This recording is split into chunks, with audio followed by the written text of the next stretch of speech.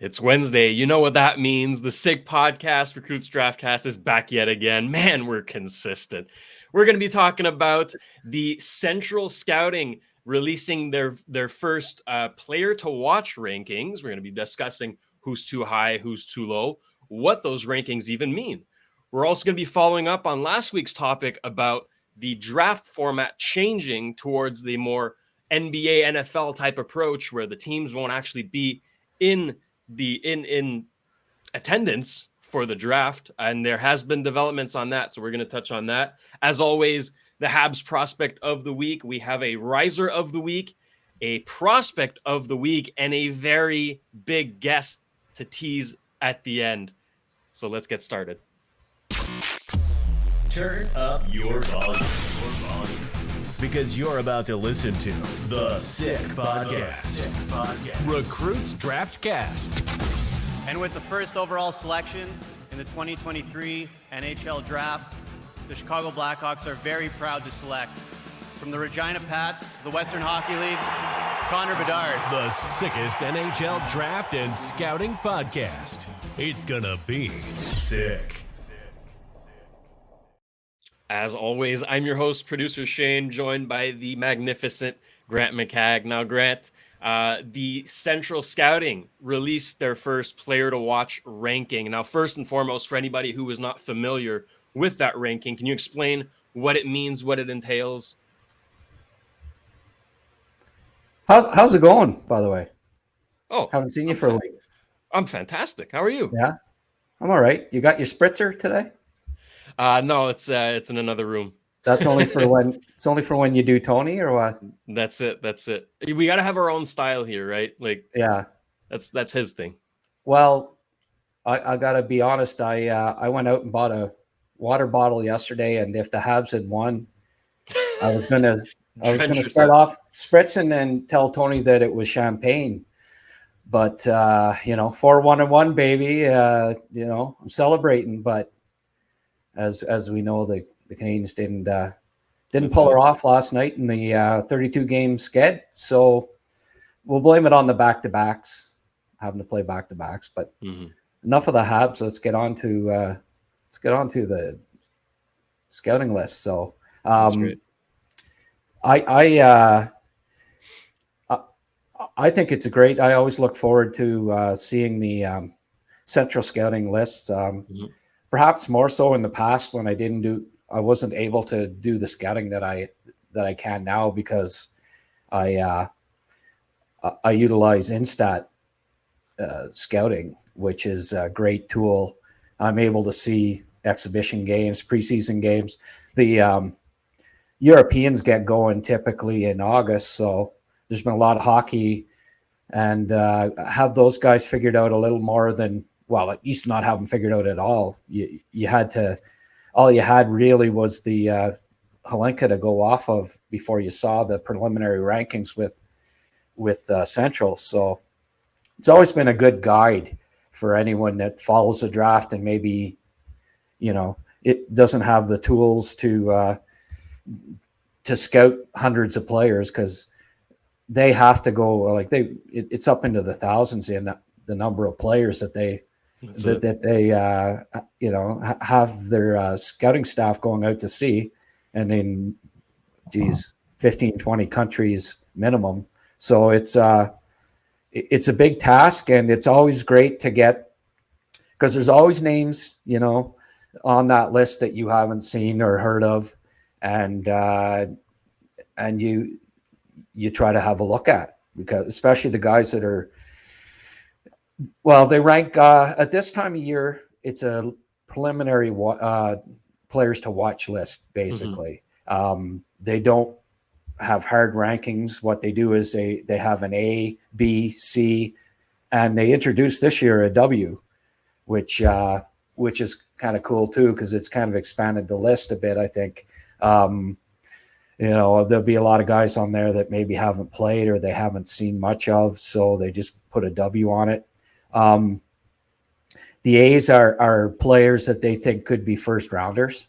Yeah. And they had 28 at this point on the list. B's are players that at this point they think might be second or third rounders. And then C is middle to late drafts, and W would be late or non-drafts, but guys that are maybe on the bubble. I give them a lot of credit for doing this. It's not easy at this time of year. I know I put out a list of my rankings are up over 100 this year for the first time ever, because I did a pile of video scouting in the off season and the first month of the year, but they have hundreds of names on the list. So I'm going to be busy over the next few weeks.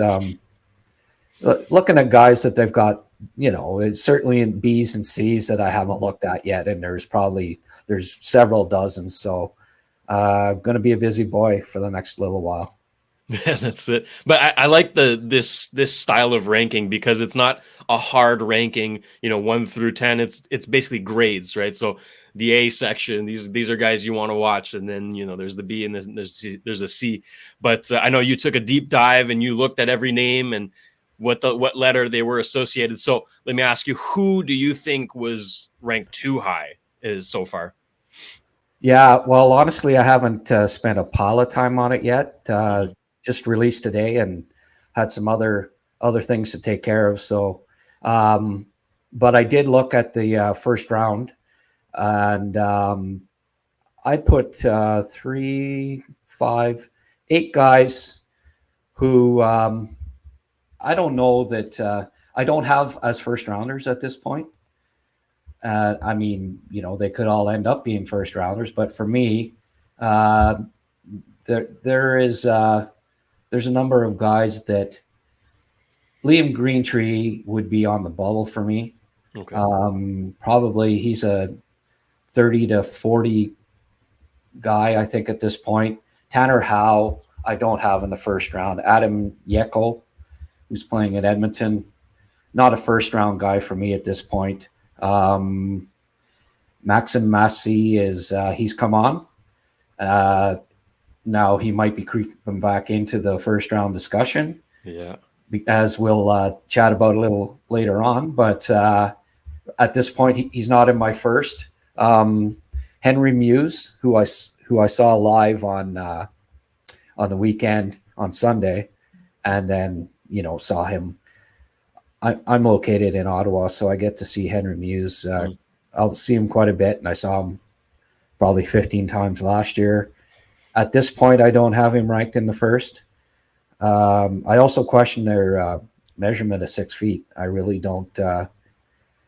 Sometimes that guy's not 6 feet tall. You're watching him play, and if he's 6 foot tall, then guys beside him are 6'3" or 6'4". Don't have Muse as a first rounder right now. I know a lot of independent lists do, but certainly I ran these guys past a couple of scouts there before we came on the air, because I just got in, and asked if any of the 8 that I listed screamed to be first rounders, and they said no. The only guy that might be a late first is Greentree. So I'm gonna, to be honest, haven't viewed him a lot since the Hlinka. So maybe I hear he is looking better in the junior ranks than he did during that tournament. Pedersen, he's had a good offensive start to the year. And I think, it's funny, like a couple of these guys that we've had mentioned as players of the week or risers or whatever, I don't necessarily have as first rounders, and he's one of them at this point, but he's putting up good numbers, and he keeps that up and has a good, U18. There's some 5 Nations U18 tournaments coming up, and if he's better there than he was in Hlinka, at the Hlinka, perhaps he sneaks into the first round. But at this point, I don't see him being a first rounder. And the other one is Matvei Sharavan. I mean, I get it. He's 6'3", defenseman, playing in the KHL and in the junior. in Russia, and he can skate. He's a good skater, so you automatically like the size skating combination. But from what I've watched of him, I have some question marks about his decision making. So we'll keep an eye on him, and if that improves with later viewings, then I might move him up into the first. He certainly has first round talent, and I understand why he's in there, but I don't agree with him being tabbed as a first round prospect at this time. Okay. Yeah. So if we look, sorry? One other, Buum. Zeev Buum. Oh, what a name. For me, actually his brother Shai Buum got picked in the second round a couple of years ago. Zeev is not, I don't have him ranked as a first rounder at this point, but it's a possibility that he does get picked there. But certainly the other 20 names are all solid, I think, first round guys for sure. Yeah. And at this point, at least, I'd be surprised if any of them slip out of the first round, but there will always be changes. That's it. This list is going to keep updating constantly. It's going to change. So now if we look at the flip side here, we can pull up the Bs and ask you, who's too low? Who would you have in that ranking that would be, in your book, an A? Okay. You'll have to bear with me because I didn't prepare a list of those guys. But certainly, just quick, Dominik Badinka is 6'3", really good skating Czech defenseman that's putting up points in Swedish junior. He'd have to be a strong consideration for the first round at this point. I don't know. Charlie Ellick's been he's a possibility. Certainly, he's got the size skating combo that you like to see. Eric Emery, I think, is the best defenseman on the U.S. National team. I'm hearing that every viewing I've had of him, he's impressed me. So he'd be a guy that I'd say keep a close eye on as a potential first rounder. Alphonse Frey. I don't know how.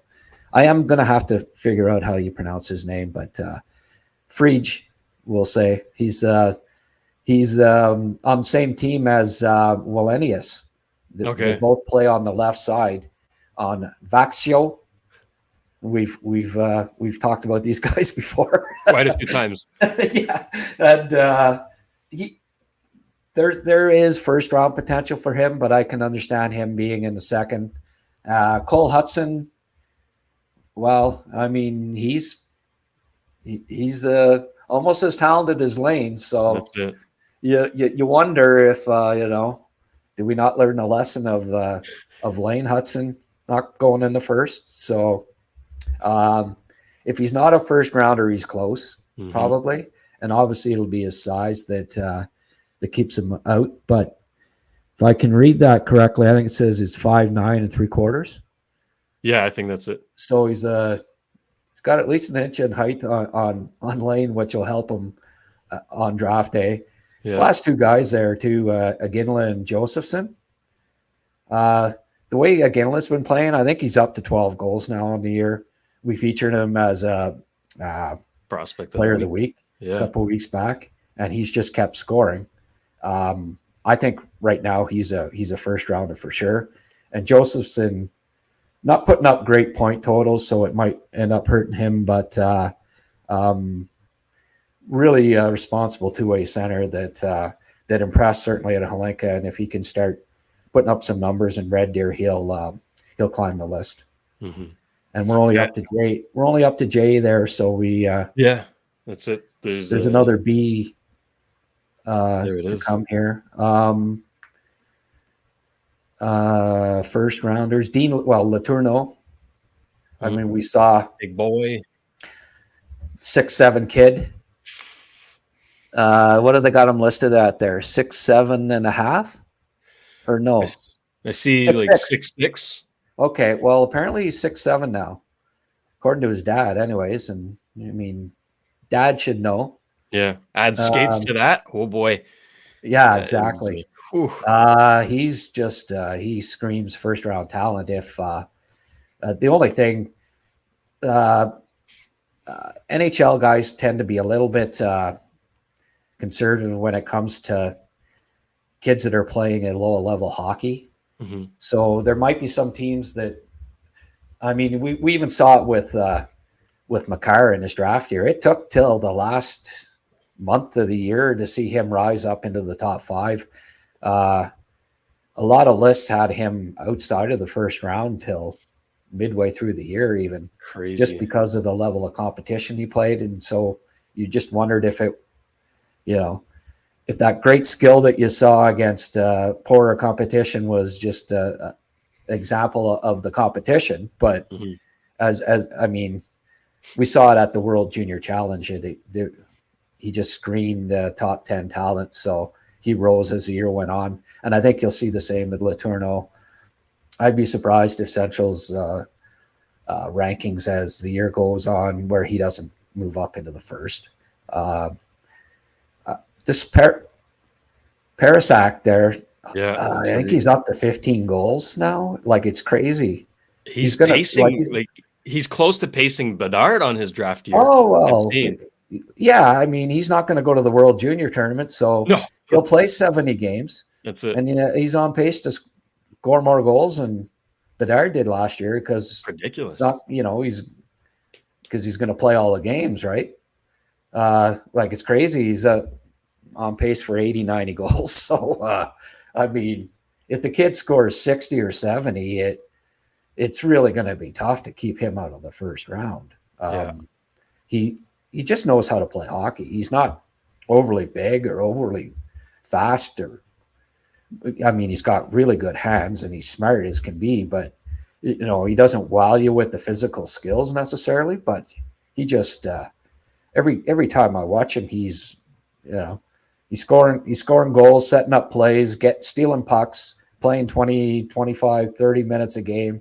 So I think he's another kid that, as the scouts watch him continuously, and if he keeps playing consistently as well as he has been, he'll probably end up being a late first as well. Colton Roberts, I think he's underrated, and I wouldn't doubt that he ends up being a first rounder by the end of the year. Big defenseman in Vancouver, right D, 6'4", putting up some points, can skate, can defend. Wouldn't be surprised if he ends up being a first round guy. There's the other there. Oh, Leo Wallenius. He is a second round guy on this list. I mean, it's debatable with him and Free. Like, I could see them going in the second round, but they may also have first round talent. So, honestly, if you asked me to put up legitimate first rounders, which is I'd have probably had 30 to 35 names, because I think the depth of this draft's a little stronger than maybe people are giving it credit for at this point. Carl Sterner's another kid that is in that mix for the first round. Vita Väisänen, I definitely have. I have him top 15. So for me, it's a no-brainer that he's a first round guy. But they do only have him listed at 6 foot, and I was under the impression that he was 6'1". That's one of the other important things about the Central rankings, is that you can go off those rank measurements a lot more clearly than say elite prospects or any of the hockey DB. They typically add an inch. I don't know why, but if you see a ranking or a measurement on any of those sites, always subtract an inch, and you're pretty close. Because they seem to, I don't know what it is, but like their yardstick must have be an inch short or something. But it's good to get these they're not always up to date rankings measurements, but they're closer. They're more on the spot, and they go with quarter inches, as you can see. Some of them, like that 5'11.5, yeah. Yeah, the goalie. Now that's, it's unfortunate. Ryerson Linders, Mississauga goalie, he's been lights out. I mean, if he was 6'3", they'd be touting him as a top 20 goalie prospect right now. But he's 6 foot and 3/4, according to this. So, I'm talking to I sent a text to a scout the other day about him because he was making acrobatic saves again and winning another game. And he says, oh, he's small. Well, they're always gonna, and I mean, he's 6 foot and 3/4. What's he, what am I? I must be like a shrimp then, I guess, if that's small, right? Yeah. But for a goalie, got to be 6'2" or bigger, or you can't be picked in the top 50. It's like it's almost become a golden unwritten rule of hockey, which is unfortunate for some of these kids to just stand on their head. So that's Jack Pridham's another kid that we'll see. He played at St. Andrews College last year with Laturno. They're starting to really turn out the talent in that, for prep hockey school in Ontario. He might go in the first. I've heard that he's got that kind of talent. So for me, there's probably 40 names in there that at this point look like they have a shot at being first round picks. Now we'll weed them out as we go along, and we'll see who rises, who falls, and there will always be a couple names that I haven't even mentioned that'll come into the forefront as we go along. That's it. Yeah, I mean, I see, Luke Misa on there, who was our prospect of the week just recently. So even in the Bs, there's some really really strong prospects there, and like I mentioned, right, those rankings will change throughout the season. They'll adapt. So that's about it, and you can all check it out at Central Scouting to see the whole list if you're interested. I highly recommend going to take a look at that, and maybe catching a few names that you might have different places. Let us know in the comments what you feel about those rankings. Now, Grant, last week we mentioned that there is a possibility, according to Elliot Friedman, that the draft format for the NHL would be changing towards more of the NBA NFL approach, where only the players are there and the commissioner announces the pick and all the teams are back home and all that. And we both got pretty riled up about that, and we've had some developments this week coming from Pierre Lebrun of TSN, who basically confirms that it will be happening. He surveyed a few GMs. He mentioned Lou Lamoriello and Ken Holland as being some of them who said that they voted yes in favor of doing that. And I've been hearing that the idea originally came from Steve Yzerman. So if anybody's mad about that, go, who to blame, point fingers at. It's his fault. Last week we talked about the perspective of, fans, scouts, and players, that being a negative impact, right? Like for fans, it kind of reduces the entertainment factor. There's going to be less trades, right? The teams are at home. They're not going to be on the floor having a chance to go talk to the table next to each other, right? So the entertainment factor is going to go down without question. Now for prospects, right, the moment is so special, and you take that little bit away from them. They have to go shake Gary Bettman's hand and take the jersey from him, and it's I don't know, it's just not as special, right? And for scouts, I mean, you spend 12 months a year looking at these players and fighting for them, and you can't even be there to welcome them to the team and be proud of the work you've done. But we have to look at the flip side, right? Why do they want to do this? There must be good reasons, and I guess the only perspectives we need to look at are from GMs and from owners, right? For GMs, the free agency is like a week after the draft, so all that flying back and forth to to the arena and whichever host city it is, they don't have time to prep for the free agency and all that. I get that it could be an inconvenience.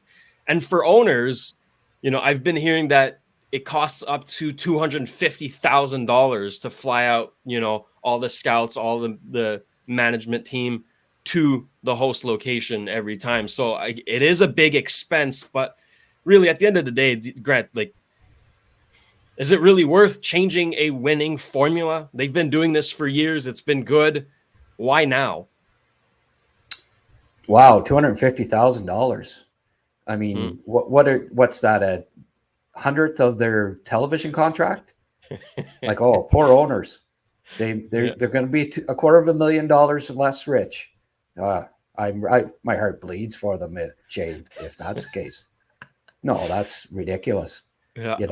And the GMs, well, what about the players? They got to fly from friggin' Slovakia and Russia to the combine. They got to go back. They got to, fly to the friggin' arena. Who cares about them, right? It's a little GMs there that might have to make an extra flight. I don't know. It's just another example of the NHL doing the opposite of what the majority of people want. And Bettman copycatting other leagues and them going along with it. So I spoke my piece about it last time, and I don't want to see Bettman up there announcing every pick, but he does, I guess. Feed his ego. I don't know. Steve Yzerman, well, whatever Stevie wants, Stevie gets, I guess. I don't know. Former superstar NHLer, so he's got to know better than everybody else. Detroit's always like, that's the way they are. They're special. They're special guys, and smartest scouts, smartest GM. So whatever. I don't want to comment anymore on it. We'll move on.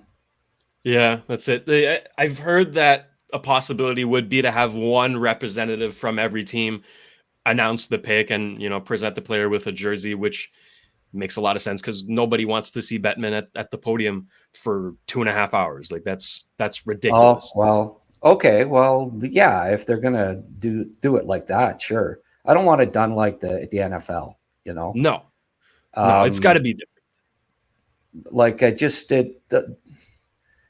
don't know. I mean, it shouldn't matter who brought it up or whatever. I mean, I wish it wouldn't have been brought up, but if the majority of them want it, then it's going to happen. And I'm disappointed by it, but because I think I didn't see too many comments on social media that were for it. I don't know. Maybe there were people saying it, but the large majority of fans and I talked to scouts and they want to go to the draft. Players that get picked, I don't know. I suppose it doesn't matter as much to them whether they get to shake the hands with every scout or not. As long as there's somebody there to represent the team, then it makes a little more sense. But I think it's an unfortunate development especially if Bettman's making every pick, and hopefully that's not the case, but it sounds like it may not be. Yeah, hopefully not. Hopefully not. But at least we know that it won't be this year that this format is implemented, because this year the draft should be in Vegas, and possibility of it being at the Sphere. Are you familiar with the Sphere, Grant? You know what that is? I don't know a thing about Vegas.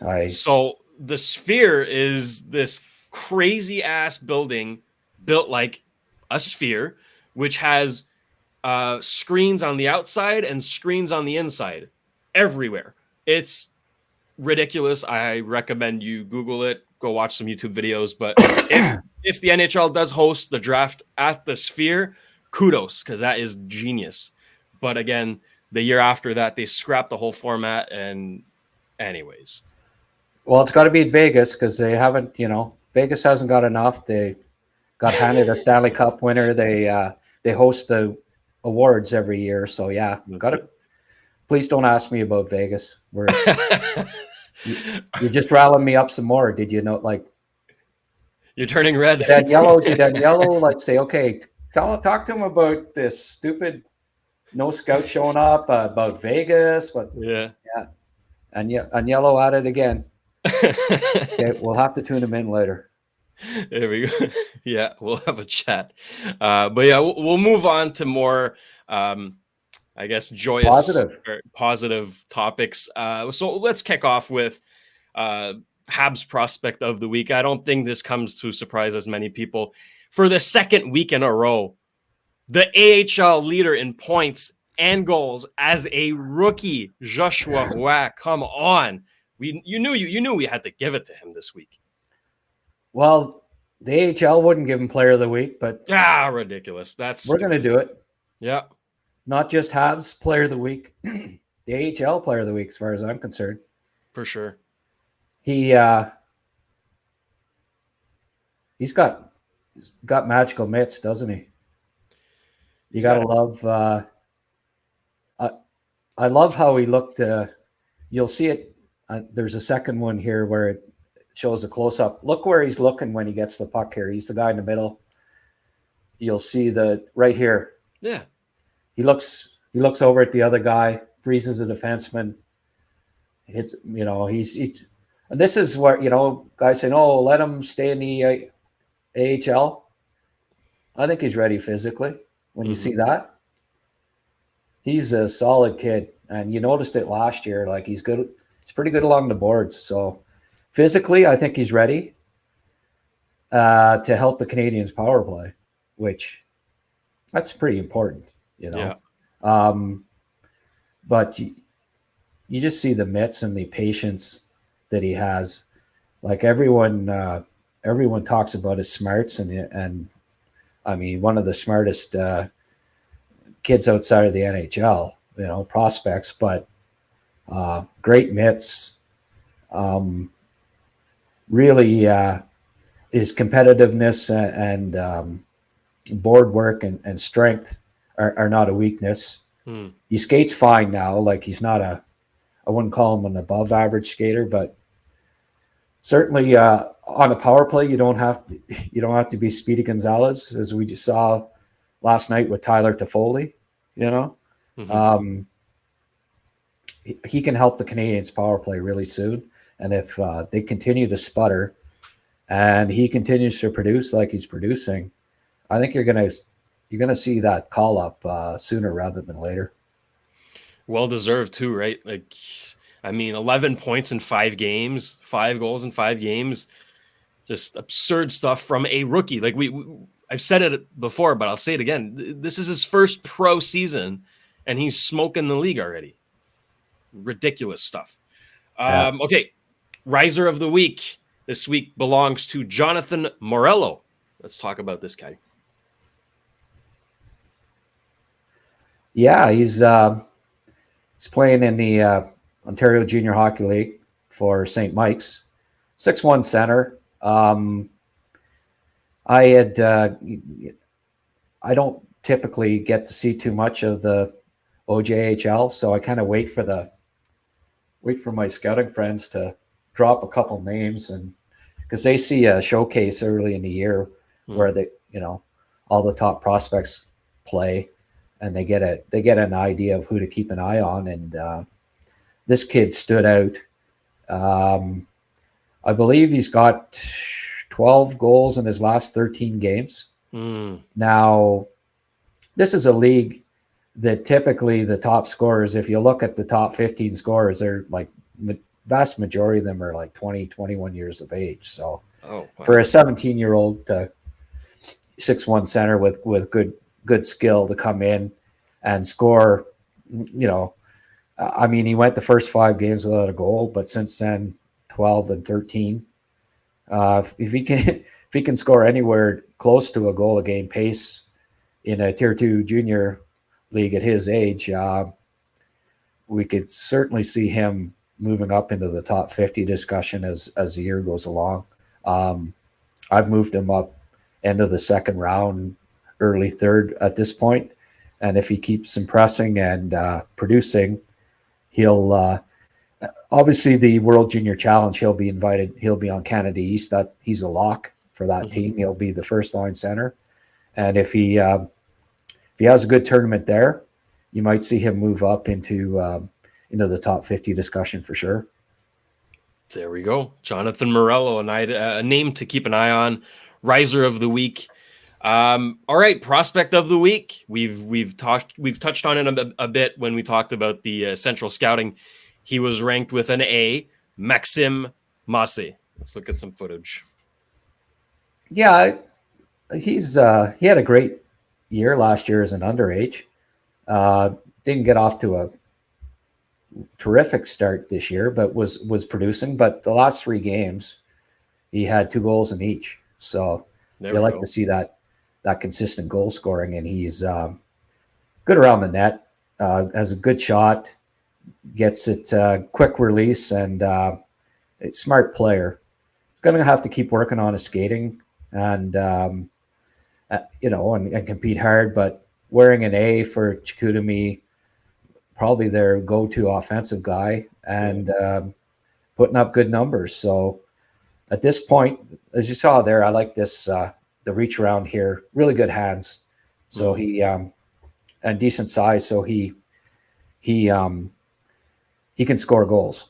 Now, if he, just like all these guys, keeps producing, hits 40 plus this year in Chicoutimi, and the skating keeps improving, he'll be in the first round mix. That's the issue with him right now is speed.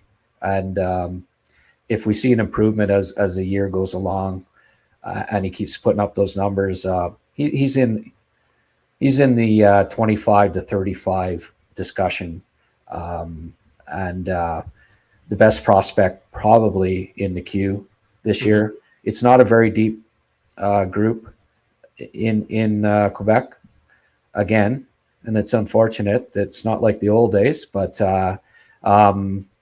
he'll be a good candidate for the under 18 team if Chicoutimi gets knocked out next spring, and hopefully we get to see him play on the bigger stage at the end of the year and impress. I like the kid. I think he's going to go somewhere in the top 40 likely, and who knows? Maybe the Canadians look at him with a second round pick if he's still on board. I wouldn't mind that. I think many people would be pretty happy, including probably Maxim Massé. I think he'd love to play for the Habs, assuming that he is a Habs fan. But that's it. Maxim Massé, prospect of the week. Now, before we wrap up, Grant, we have something to tease, and I'll allow you the honors. Yeah, I got in touch with an old colleague of mine by the name of Bob McKenzie. I don't know if you've ever heard of him or not, but Margarita. Yeah, Bobby Margarita. He as you know, now he's in semi-retirement, and he gets a lot of requests, I'm sure, for podcasts and stuff. But Bob's heart's still in the draft. You know, he started the first ever draft guide for the Hockey News back when he was a publisher. And I mean, he's a big reason why I do a draft guide. You know, he was a mentor, really, you know, for me especially. And got to know Bob, contacted him, I don't know, 15 years ago or whatever it was. And you know, we exchanged and got to know each other. And he got me a job writing profiles, draft profiles for TSN back probably a decade ago or so. And I did that for a couple of years before they hired Craig Button to come in and kind of take over that end of things, director of scouting for them or whatever. And but Bob and I, you know, remained friends and in contact with each other. And I asked him if, you know, why don't you come on and plug your draft rankings whenever you update them for TSN, and we'll shoot the breeze about the draft. You know, it'd be fun. And he said, let's do it. So January